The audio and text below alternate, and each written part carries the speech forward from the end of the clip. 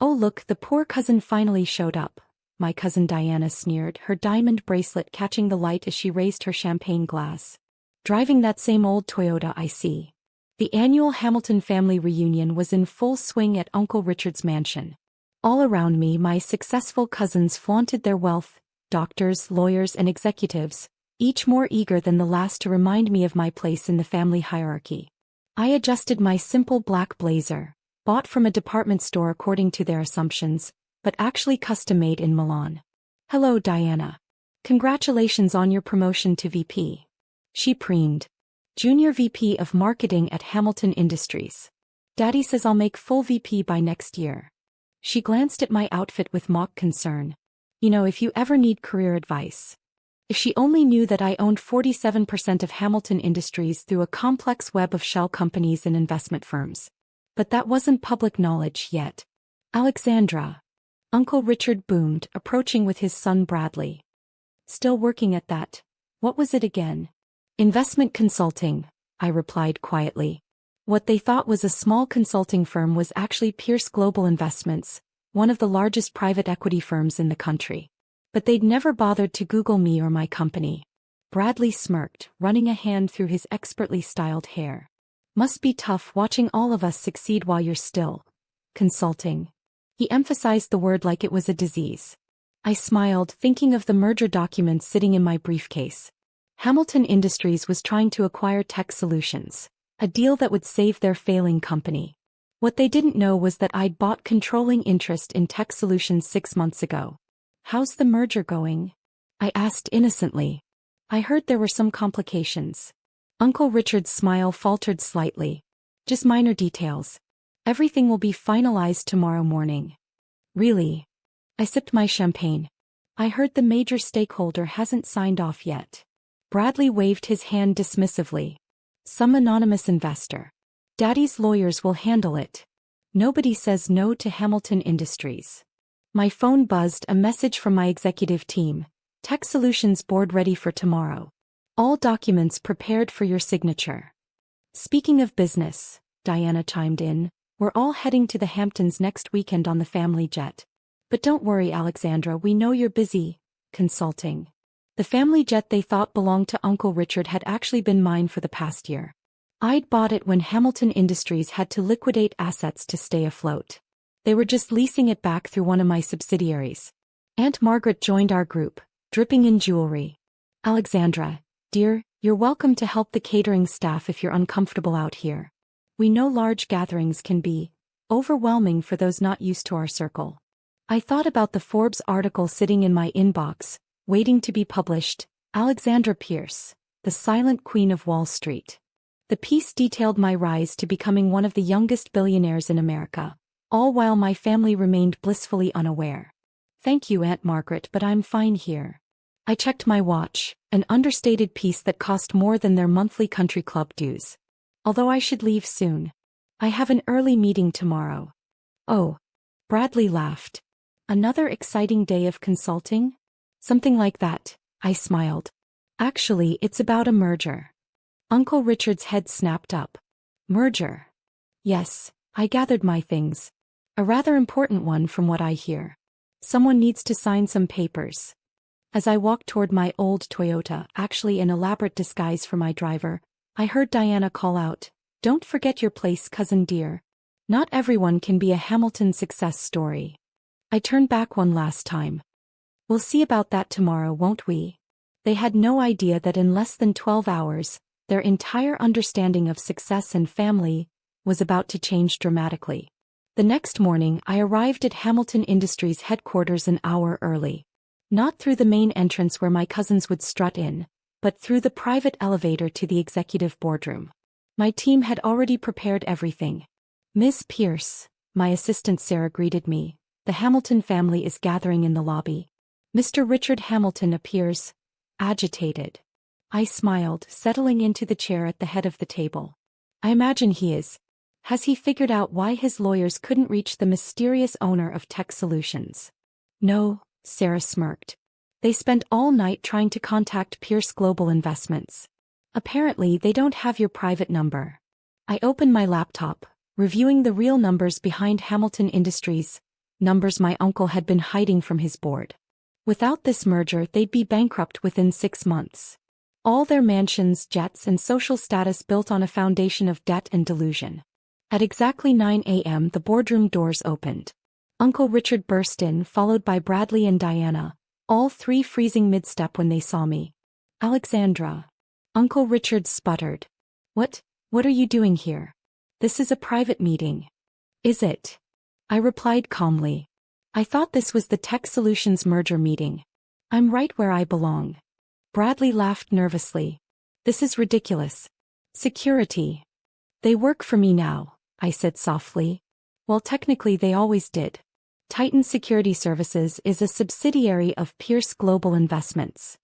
Diana's perfectly sculpted eyebrows drew together. "Pierce Global, but that's the company you need approval from for your merger?" I finished for her. "Yes, it is. Please, family, take a seat. We have a lot to discuss." More board members filed in, followed by lawyers clutching briefcases. Everyone found their seats, leaving Uncle Richard standing, his face turning an interesting shade of purple. "This is impossible," he declared. "You're just a consultant." I projected Hamilton Industries' true financial statements onto the wall screen. "Actually, Uncle, I'm the CEO and founder of Pierce Global Investments. We control Tech Solutions along with about 30% of your company's debt." Surprise. The room erupted in whispers. Diana's diamond bracelet clinked against the table as her hand trembled. "Now," I continued, pulling out the real merger documents, "let's talk about what this deal actually looks like. Your company is failing, Uncle Richard. You've been cooking the books for years, hiding losses, inflating assets." Bradley jumped up. "You can't prove dash." "I can prove everything," I cut him off. "Every false report, every hidden account, every time you used company money for personal expenses. Like that family jet you love so much. The one I actually own." Uncle Richard collapsed into a chair. "Why are you doing this?" "Why?" I laughed softly. "Because for years you've treated me like I was beneath you. The poor cousin. The failure. The one who didn't deserve a seat at your table. Well, guess what? I now own the table." I stood up, commanding the room just as they'd always commanded family gatherings. "Here's what's going to happen. I'll approve the merger, saving your company and your reputations. But there will be changes. First," I said, sliding documents across the polished boardroom table, "Bradley and Diana will step down from their executive positions. Those jobs should go to qualified professionals, not family members playing at success." "You can't do this." Diana shrieked, her perfect composure cracking. "Daddy, tell her she can't do this." "Actually, I can. And I am." I pulled up more documents on the screen. "Your division has lost $30 million this year, Diana. Being junior VP of marketing requires more than just posting selfies from business lunches." Bradley slumped in his chair. "This is about the family reunion, isn't it? About how we treated you." "No, Bradley. This is about competence. About earning success instead of inheriting it." I turned to Uncle Richard. "Which brings me to you, Uncle. The board will be restructured.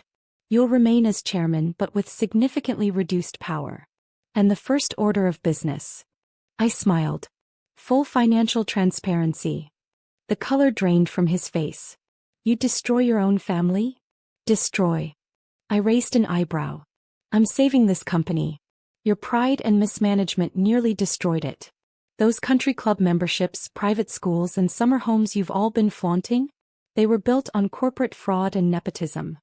The board members were furiously taking notes. My cousin's perfect world was crumbling before their eyes. "The new Hamilton Industries will be run on merit, not bloodlines," I continued. "And yes, Pierce Global will become the majority shareholder.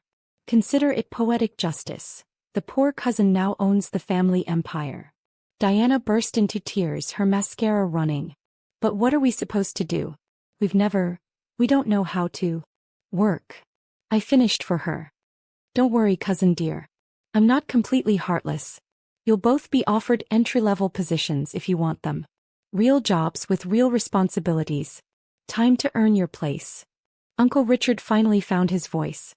"All these years, while we were mocking you, I was building something real," I nodded. "Every snide comment about my car, my clothes, my career, I used it as fuel. While you were all playing rich, I was actually becoming wealthy. The difference is I earned every penny.